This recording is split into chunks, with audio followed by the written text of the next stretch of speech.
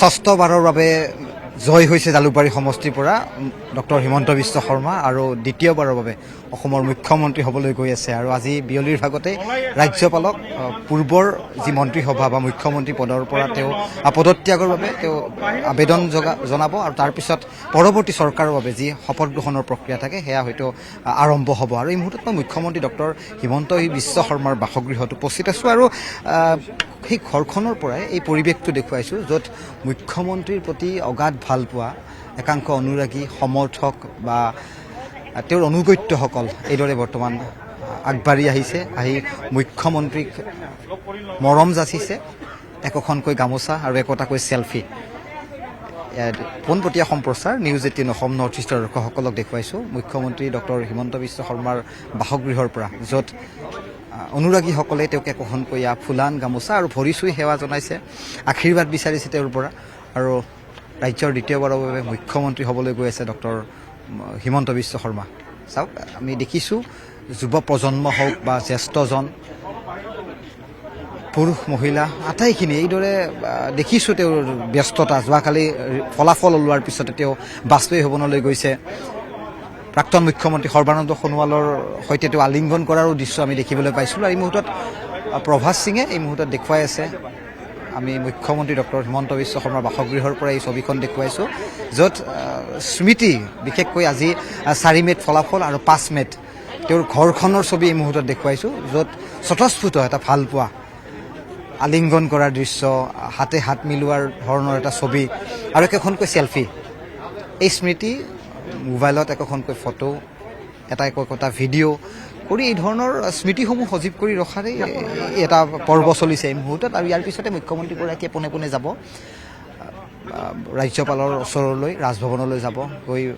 তেওঁ পদত্যাগ পত্ৰ দাখিল কৰিব তাৰপিছত এটা অনুমান কৰা হৈছে যে অহা শুকুৰবাৰ 8 মে'ত হয়তো পৰৱৰ্তী চৰকাৰে খানাপাৰা পশু চিকিৎসা মহাবিদ্যালয় খেলপথাৰত শপত গ্ৰহণ কৰিব পাৰে নতুন চৰকাৰে দায়িত্বভাৰ ল'ব পাৰে কিন্তু তেনে মুহূৰ্তত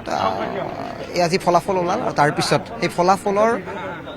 পাৰ্শ্বক্ৰিয়া বুলি কৈছোঁ একোখন ফটো পুনৰ কৈছোঁ যে আৰু তেওঁক শুভেচ্ছা জনাই দুই এজনে একোখনকৈ ফুলান গামোচা আৰু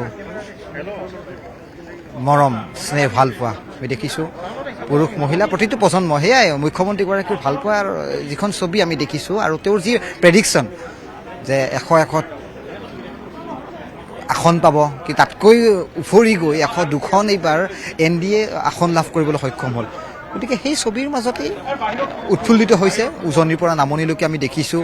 NDAৰ সমৰ্থিত যিসমূহ বিজয় প্ৰাৰ্থী আছে প্ৰাৰ্থীসকলে বিজয় উল্লাস উদযাপন কৰিছে আৰু তাৰ সমান্তৰালকৈ এই মুহূৰ্তত প্ৰভাস সিং আৰু মই গুৱাহাটীত মুখ্যমন্ত্ৰীৰ বাসগৃহৰ পৰা এই ছবিখন দেখুৱাইছোঁ য'ত আমিও নিজে দেখি আপ্লুত হৈ পৰিছোঁ যে মুখ্যমন্ত্ৰীগৰাকীক প্ৰতি ভালপোৱা জনসাধাৰণৰ যি স্বতঃস্ফূৰ্ত যি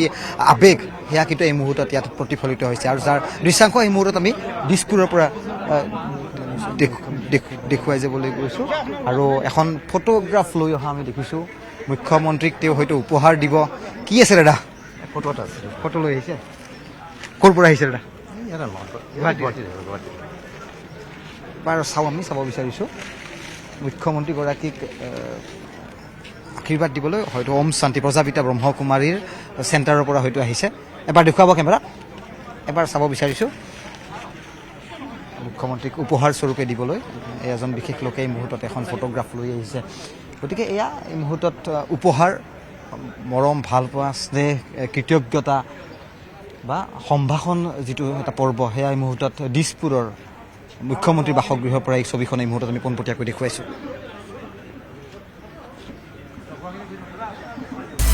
আপুনি বিচৰা বাতৰি পাব কেৱল নিউজ 18 এপত নিউজ 18 এপ ডাউনলোড কৰিবলৈ স্কেন কৰক এই QR কোড গুগল প্লে ষ্টৰতো পাব এই নিউজ 18 এপ